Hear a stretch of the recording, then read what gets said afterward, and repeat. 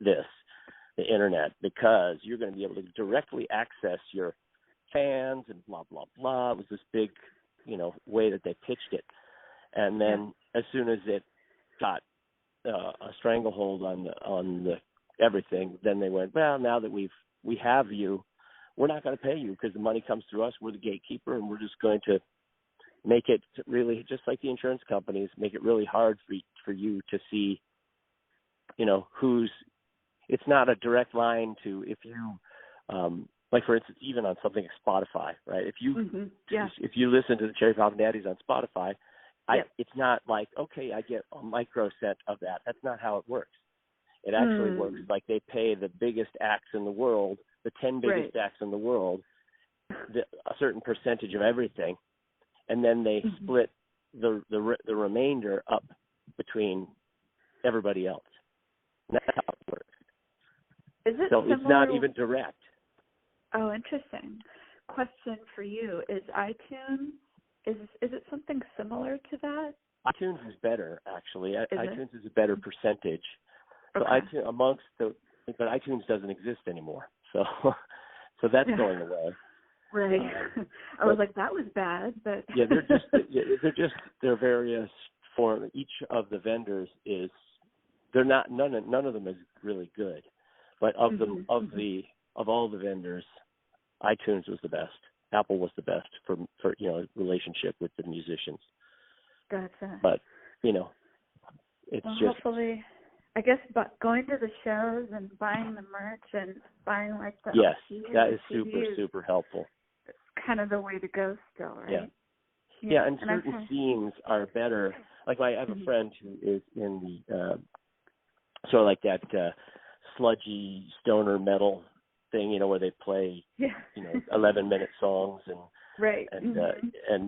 hardly any vocals, But that scene is super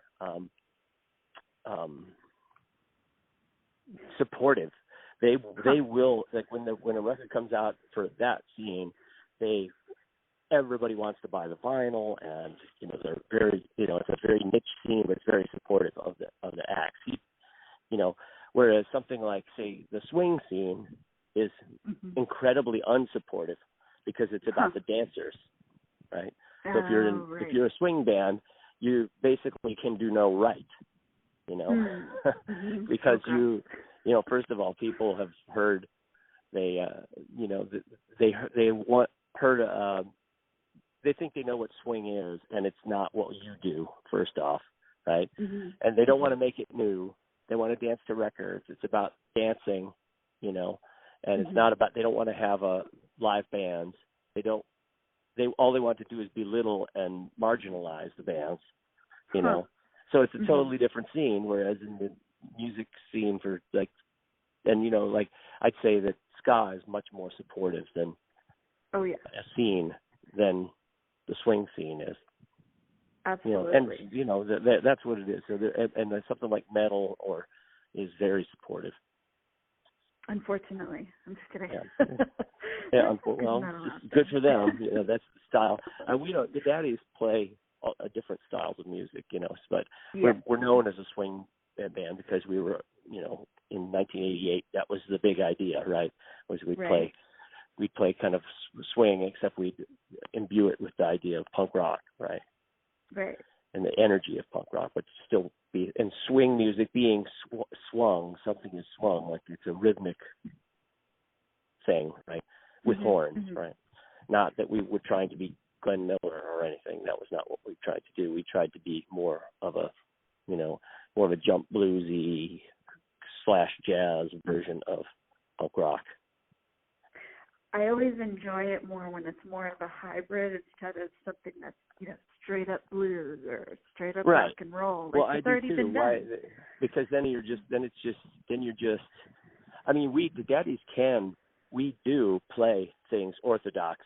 We can play orthodox swing music just like, Granddad used to make, right? We do that, but we didn't start doing that. We started making the hybrid because we felt like, hey, let's make let's make something that's vital for today, modern and vital. Let's talk about things. We don't we can use it as a kind of a just how you wrap it is with a swing kind of wrapping, and it's fun, and dancing's great, and the fact that people can touch, and it's more of a females have a bigger say in the scene, the swing scene, which I love, because it's more the dancing, a lot of like that scene that my friend's in is, the stoner metal scene is a sausage party. I mean, it's pretty much, dudes, there is girls in the scene, but they're, it's really a dude-ish scene. Whereas in the swing scene is really cool because, I'd say it's at least half, if not 3/4 female, and there are rules, and it's really cool. There are rules dancing, you have to learn some things to dance, which I think is great, but unfortunately it doesn't translate to, support and the band. I mean, it's elitist down to its, weird. socks. That's a bummer.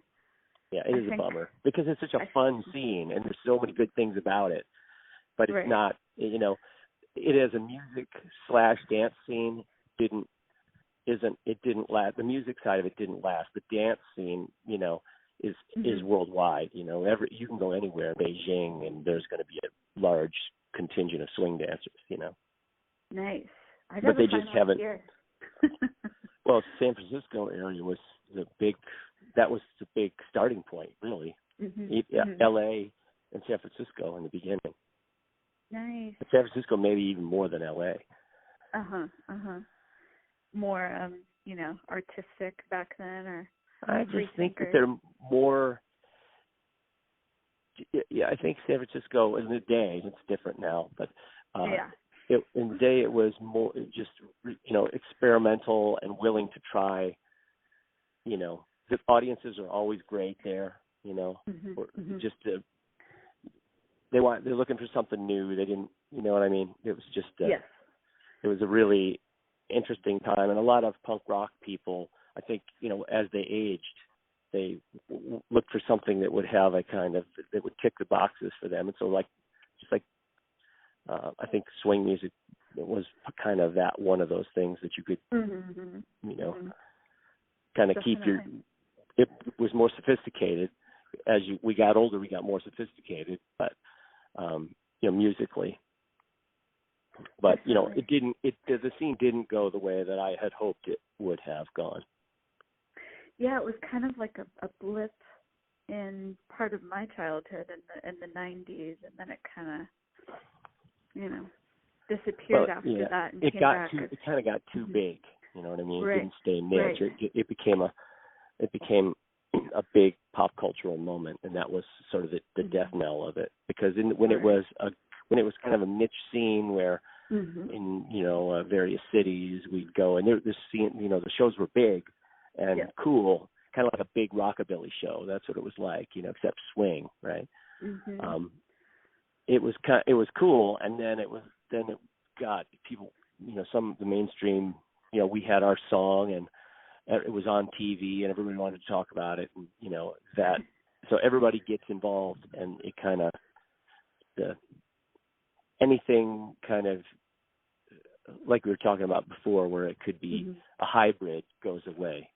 It's understood in a very, very limited, because you say swing music and everybody tells the one thing they know about swing music, which is like World War II, right? And or they mischaracterize it as 50s, right? They kind of look at it as Ozzy and Harriet, dressing like Ozzy and Harriet, because swing music in the golden age was the war years. It was gnarly, right? But somehow it got turned into, this is nice, and dresses and value system, retro reactionary value systems. So it kind of got fucked up. Yeah, I agree with that. But you guys are going to be in San Francisco on November 24th at Slim's. Have you guys played there over the years? We have. It's been a long time, but we have played there. Nice. And this show, little tour when we got on San Francisco is totally different. In California, we're going to be playing. It's kind of an opportunity for us to play some stuff that we haven't played in a long time, which is our ska stuff. So we're going to be playing kind of a ska core kind of show, and a throwback to when we started. Because when we started, we played swing music, right? 50% of the music that we played, our first songs are like Dr. Bones and stuff that's on Zoot Suit Riot, because Zoot Suit Riot is a compilation of stuff, from our earlier records. So our first songs are swing music. And when we started touring, when you arrive in Salt Lake City, they say, who do we put with this band? Well, they have horns. Let's put them with a ska band, because there was ska. So we ended up playing with a lot of these ska bands and funk bands, right? Either a funk band or a ska band, right? And so a certain percentage of our stuff was ska and funk, because, it was like we did play swing stuff. There was no swing scene, it was like that was just what we did best, right? And but we'd play the ska and play the funky stuff, and people liked it, right? So we'd have a percentage of our music would be swing, and percentage of our music would be ska and funk, and we did it kind of equally well, really. So there's a lot of people out there who remember us as a swing or as a ska band, right? And so if you take a Daddies record and you split it up, you can say, well, there's like 3 ska songs, and there's 5 swing songs, and there's some other a funk song, and then there's like this weird metal thing, and then that's kind of how we are, right? So so this show, the shows that we're going to play in California are an opportunity. What we're calling like our ska punk tour. So we will play like Zoot Suit Riot and a couple of swing songs, but we're going to play a lot of tunes that people haven't heard for a long time, because we've been doing, nowadays we play swing shows that are kind of, at a big performing arts center or something, not a club show, you know what I mean? We'll play a swing show at, in a festival, or at a, like a performing arts center for people where there's a little place to dance or something like that, but it's a large show, right? But we don't get a chance to turn up the amps and rock out and play ska and, and ska punk stuff. And a lot of our new record, I'd say about, I don't know, a third, maybe half even, is ska punk, right? Nice. So it's a chance to play stuff off our new record and play stuff from the early days that people have just wanted to. People outside of the Northwest have never heard this stuff. They've heard the records, but they never heard us play it. San Francisco, we play it because we've been playing down there for a million years. I think even there's a BAM or something in BAM years ago. We were voted best new alternative band or something, even though we didn't even live there. So that's how often we went down to San Francisco. People thought we lived there. Awesome. Yeah, I was like, I wonder if he lives here. Yeah. It was. People live here. It was super often. We just come down because we have friends down there, and we constantly play at like Paradise Lounge and DNA and Great American Music Hall. Briefly. So the little club. We started little clubs, and then we moved up to the Night Break on the Haight. We used to play that place. And just little clubs, and then we moved up and started playing Great American Music Hall a lot, and it was just, we kind of just kept on rolling. Kept it going. Yeah. And what was it like? What was the experience recording the latest album versus some of the older material? What was different? It was nice because the last 3 records have been swing records, right? So it was a chance to kind of, for me, 2 of the last 3 records, I think, were, very based on, like we did a 20s, before it, we did a 20s and 30s kind of Cotton Club era jazz style, so it was banjo and retro instrumentation and stuff like that. And we did a sort of a Sinatra-y kind of big band, kind of elegant, Great American Songbook kind of record. And then we did a kind of a blues, jump blues kind of thing with a few covers and some originals. But so we had been doing that, so I hadn't really kind of it wasn't weird, you know. It was known quantity stuff that was done really well, kind of saying, hey, we're weirdos, but we can pass for orthodox, you know. So we can do that just as well as anybody else, you know. We could, like, in February we're playing with the symphony, you know. We can do that. We're good musicians, and we write good music, and we can, you know, your grandma really will like it, you know. And, but I bet she would. But Cherry Poppin Daddies is a lot stranger than that, you know. In essence, it's, you know, there's a Zappa side to it, and like I said, there's a ska punk kind of.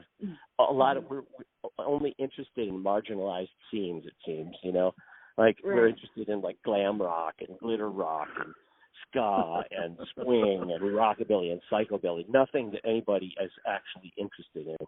You know, really, it's all very, you know, stuff that would be hard to get interested in, you know, and very coastal. you know. Absolutely. And where can people find you online? What's the best? Daddies.com, DADDIES, Daddies.com. You know, so, and it's like it's a home business, you know, so if they can hear the record, you know, there's some of it's put up on YouTube. You can go to Facebook page. There's some videos from the new record. We're on Spotify. We're on all those places. But if you want to buy vinyl or a CD or something like that with the, you know, signed and help the band out financially, you can come to daddies.com. And I'm literally the guy who goes to the, you know, I'm the one. I get it. So it's all care is taken. You know, when somebody helps us out, it's very, you know, it goes to daddies.com. It's very appreciated, and it's not like some business. It's, you know, a home business. It's us. It's DIY, like they. That's right. That's what we do. And do you know who else is going to be performing with you guys? I don't know that. It's still I said it. I wonder if it's going to be. I would like it to be like a ska punk kind of show, like a throwback show to the old days, because it's going to be loud. Again, there is going to be some swing music, but we've tried to advertise it, and this is one of the reasons I'm talking to you, is that I'm trying to say, hey, this is, you know, because sometimes people come to the shows, and because of the amount of stuff we play and the various things that we can do, you know, we have it go both ways. Sometimes they show up to the show, and it's like too many. Not rock, you know, it's too swingy, you know, for some people. I think, I wanted to hear this one song that's, you know, the distorted guitar and it's loud, and they didn't play that. I really want to hear Irish whiskey, you know. Or, you know, this one's going to be the opposite of that. You're going to hear Irish whiskey. It's going to be loud. People are going to be jumping around. You're not going to hear, I wanted you to play so there are some people who come for the other thing. So I've tried really hard to say, hey, we're not taking a new direction. We're still going to play these beautiful swing music, elegant shows, and, you know, depending on the venue, we'll do that. But at Slim's, we won't be doing that. We will be playing loud, and we're going to be playing, you know, the ska stuff from the early records and some stuff from the new records, but all the stuff, you know, that the ska punk stuff we're going to be doing. So, like, in the old days when we played DNA Lounge, a lot of this stuff we'd play. DNA. Love it. Oh, do you have another call coming? No, I got it. I took it off. I figured it out. Busy man. Well, me personally, I love just a little bit of everything, but, you know. Then you like the Daddies. Yeah, there you go. I'm easy to please in that respect. But I can definitely, you know, ask around, too, and see if there's anyone local that would be interested.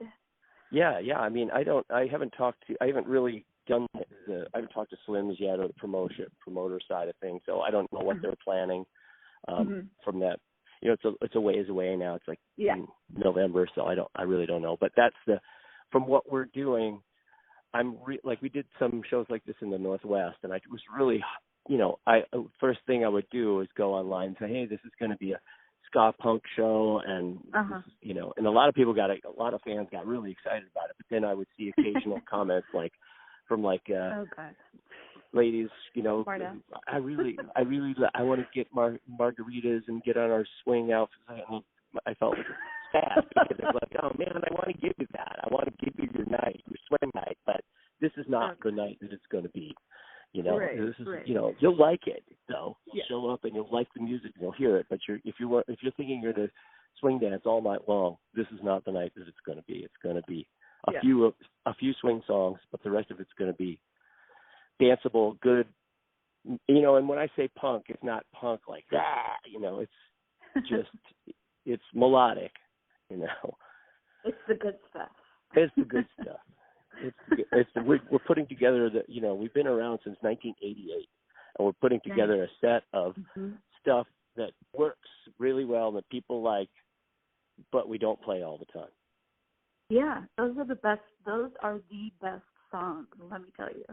That's right. As being in the audience, I love like the B-sides, the rarities, the stuff that you don't normally get to hear. Cause all of our stuff is very, you know, is you know, a B-side, everything we do is very labored over. You know, a B-side is not something, it's not a throwaway.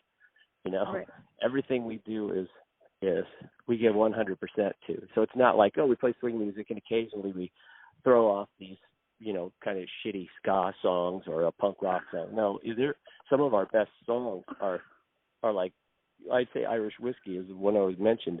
It's one of our most famous songs. I mean, it's like punk rock, you know. Yeah. But the sentiment of it is so universal that you know it's become one of this. It's powerful, you know, and it just doesn't have the sound like, you know, it sounds like Bad Religion or something, you know. It's like, well, it's Cherry Poppin Daddies, but you know, but it's just one song, you know. It's just one song, but the song has to be the way that it is to have the impact, the emotional impact that it does, you know. Absolutely. Well, we look forward to having you. It's still a few months away, but it's something to look forward to and plan for. So I am definitely looking forward to it. Yeah, it's going to be really fun. The most fun I've had, you know, as a musician really in the old days was going down to San Francisco because I had so many friends. Yes. You know, with after the show, everything had just got started. You know, we get done with the show, and then everything really started. We'd go till the morning. This you speak truth right now. So. TBD. Yeah. Awesome. Well, it was great to chat with you, and I hope everything goes well until we see you on November 24th. That sounds great. All right. Have a great one. All right. Thank you. Okay. Talk to you later. Bye. Okay. Bye.